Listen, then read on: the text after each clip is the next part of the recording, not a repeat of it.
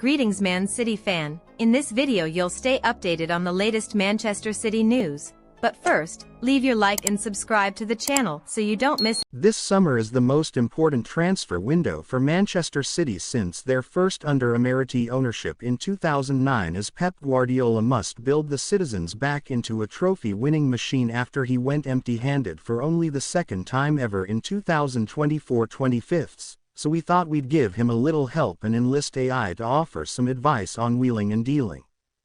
Yes, Manchester City have had more impressive transfer windows than their 2009 summer haul. 12 months later they brought David Silva, Yaya Touré, Alexander Kolarov, Mario Balotelli and James Milner to the Etihad, while it's hard to think of two more impactful signings in the same summer than Kevin De Bruyne and Raheem Sterling in 2015.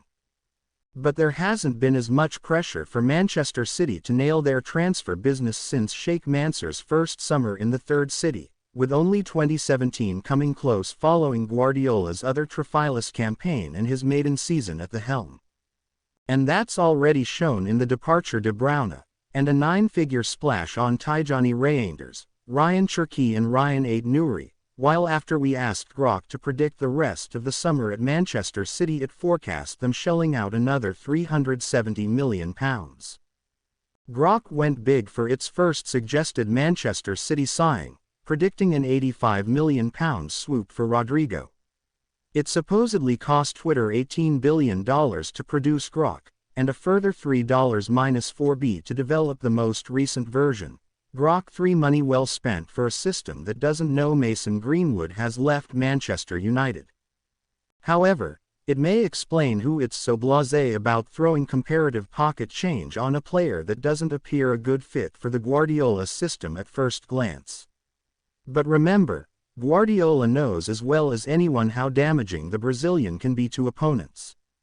Manchester City were leading Real Madrid 5-3 on aggregate in their 2022 Champions League final second leg when Rodrigo replaced Toni Kroos with 20 minutes to go, and the Catalan could only watch in disbelief as he netted in the 90th and 91st minutes to send the game to extra time, where a Karim Benzema penalty finished off the job.